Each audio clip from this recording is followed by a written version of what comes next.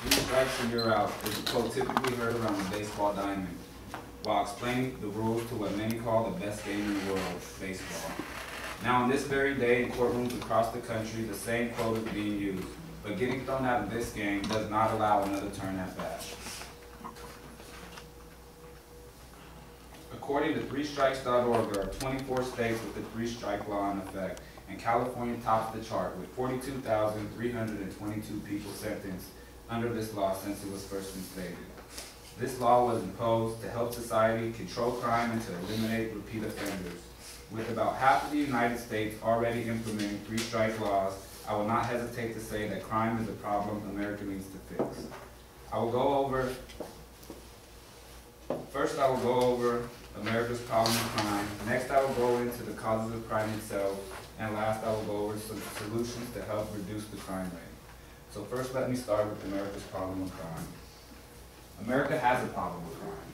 According to a book titled America's Prisons, published in 2002, currently 16 states have lower populations than the number of people incarcerated in the nation's correctional facilities. This is almost unimaginable from an outsider's view looking in. A second fact, taken from an article titled The United States versus the World, published in 2005, states, the United States has the highest rate of incarceration at 726 prisoners per 100,000 people. The second highest are Russia, Belarus, and Bermuda, all with 532 prisoners per 100,000 people. The third is Palau, with 523 prisoners per 100,000 people. Western European nations have much lower rates, with England and Wales at 142, Germany at 96, France at 91 people per 100,000. Lastly, and certainly the most compelling fact, taken from Crime and Criminals, states, while America contains only 5% of the global population, its prisons house 25% of the world's inmates.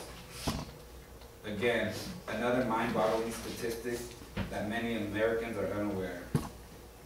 Next, I will go into some contributing factors to crime in America, of which there are many arguments, but I will address two prominent factors that are gun laws and regulations and lack of rehabilitation for convicted inmates.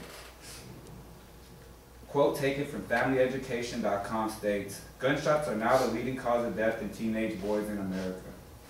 Sadly, the gun crisis is worsening, since another 16,000 guns are manufactured every day, and each one has a shelf life of 400 years, far outliving the consumer who buys it. This fact, along with the number of gun collectors and over 256,771 federally licensed gun dealers, makes access to guns almost as hard as it would be for someone underage to get into a rated R movie. They just ask their friend to buy the ticket. Scientists will not find a crime gene.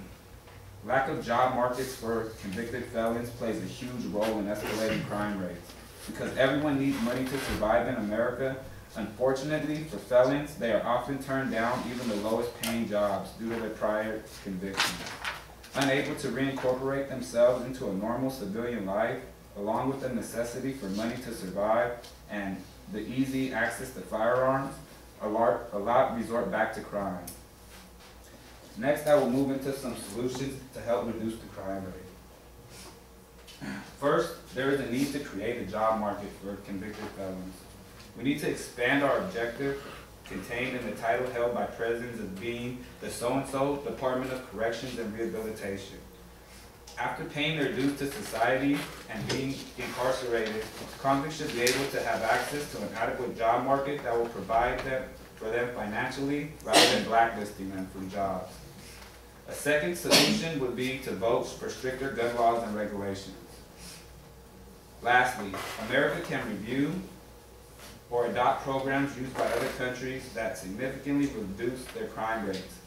Basically, we need to implement more socialistic programs into the country, causing no reason for people to be subjected to poverty. A quote made by Pervez Musharraf, former president of Pakistan, states, "Element that causes human deprivation, leads to crime, and could lead to terrorism is the denial of basic human necessities of food, water, and energy to the masses."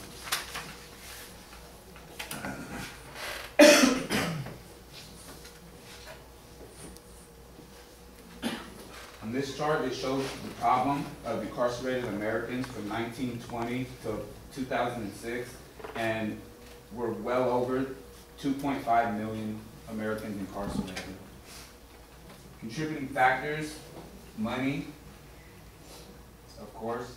I don't have guns up here, I should. But also, something that will prove that there is a problem with crime is the fact that we have cartoon characters for little kids to show them. You got McGruff taking a bite out of crime. And solutions, we can look to the world and other parts of the world for what they do to help them with crime.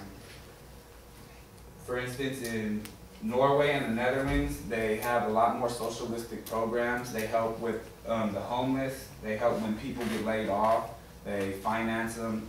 They also pay parents to stay home for a year to to raise their kids when they have kids.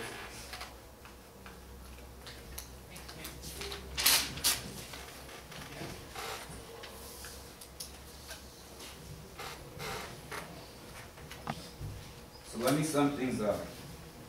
I've gone over the problem of crime, causes of crime, and the solutions to help reduce crime rates in America. I hope I've been able to persuade all of you to understand that crime is a problem that America needs to fix. Now when you hear the phrase, 3 strikes and you're out, hopefully you do not think of a baseball game where players are trying to steal home, but rather convicts forced to steal to make a home. Thank you.